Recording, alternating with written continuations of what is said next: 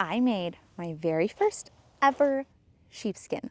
This is, in fact, my very first ever foray into hide preservation of any kind. I haven't done a rabbit skin. I haven't done anything like this before. And naturally, I did it somewhat impulsively because my freezer outside where the skins had been stored since my last lamb harvest, which if you've missed that, I will link the entire playlist in the description for you to go catch up on. But these have been in my freezer since the fall, right? I went out into that freezer, which I don't get into that often, and it was defrosting the outlet. There was no power to the outlet.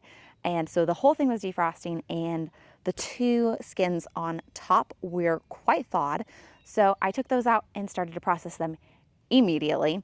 And actually, you'll notice in this video, I start with a black hide, and then all of a sudden I switch to this white hide. And that's because about halfway through working with that black one, it just smelled icky and the hair was coming out, and I just scrapped it. I went and tossed it in the woods. I just scratched it. I wasn't going to deal with it. It seemed like it maybe was already off to me. So anyway, you'll notice that little switcheroo.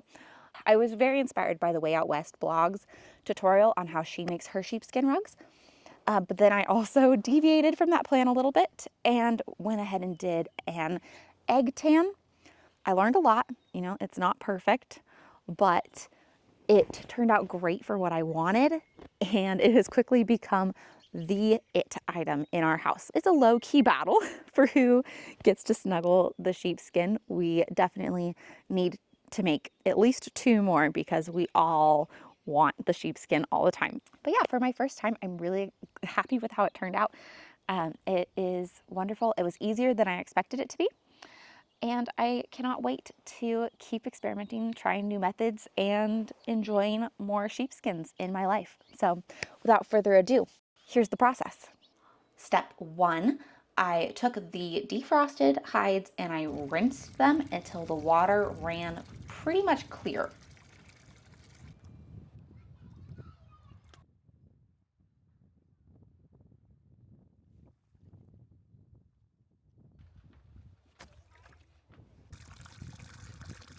Step 2, I tossed over some pellets that were still in the yard from building an igloo this winter, and I used a dull boning knife to go ahead and start fleshing. Step 3-ish, I laid this skin side down to try to let the wool part dry a little bit before I did the eggs. Step 4 is the egg yolks. I went ahead and did straight egg yolks. I saw lots of different opinions on this online, with some people saying it worked better if you diluted them first. I just went ahead and did straight egg yolks. I'm using duck eggs today because that's what I have an absolute plethora of right now. So I think I ended up using about 6 yolks on this full lambskin.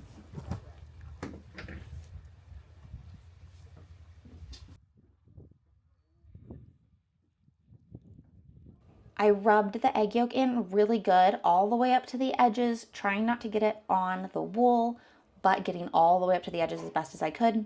And then I folded it skin sides together and let it sit overnight in the shade.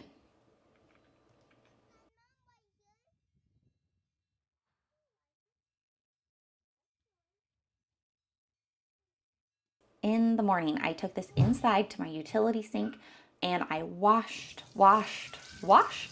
until I got all of the egg yolk out.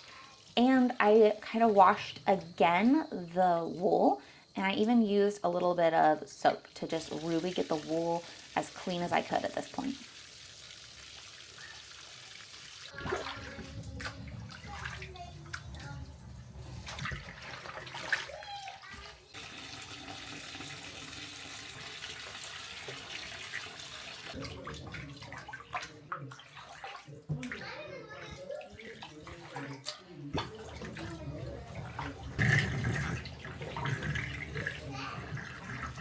After I got it as clean as I really could, I squeezed out as much of the water from the wool as I could, and then I took it outside, just hung it skin side down over my porch railing. It did end up freezing that night, so I brought it inside and let it finish its drying process indoors. But I did get a little whiff of it here and there in my laundry room when I'd go check on it. So if you have a very sensitive nose or not very good ventilation, it does smell a little bit.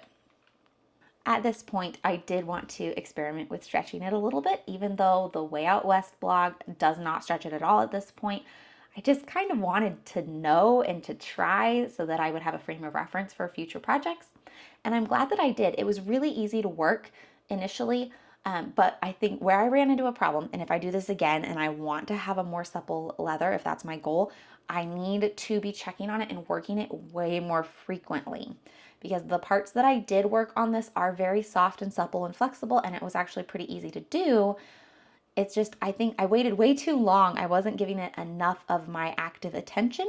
So I would have parts that would stretch really easy and be really beautiful and supple, and then I'd have parts that dried out too much and then were really hard to stretch, and parts that were still a little bit raw that I couldn't quite stretch yet. And I think if I was more present and diligent, I could have a really beautiful and supple product.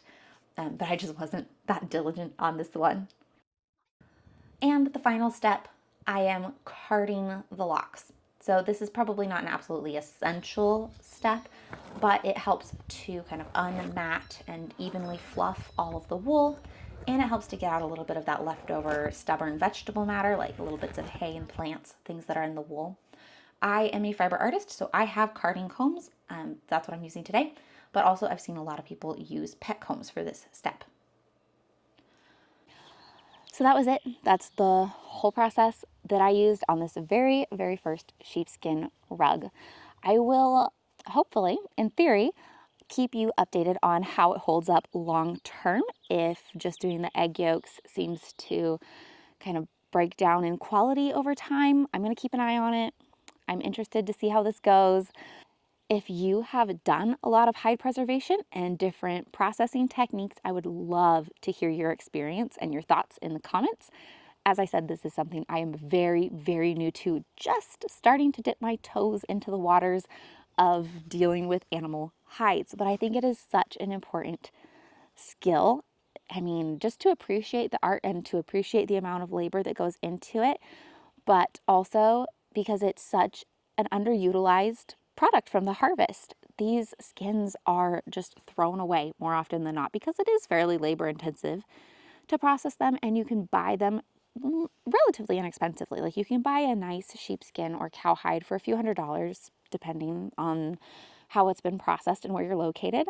And it is a lot of elbow grease. So I understand why people aren't always processing theirs at home, but with simpler methods like this for like rugs and more just kind of casual use items, not necessarily having to go through the chemical processes that are a little bit more expensive and toxic and whatever, or the brain tanning or the brining, or, you know, just gives you some options of ways that you could utilize this that are a little bit easier and a little bit more accessible and still save these hides from being thrown away. Anyway, I could keep rambling and rambling and rambling, but I'm going to get off now. Can't wait to hear from you guys in the comments. Let me know what you think, and I'll see you next time.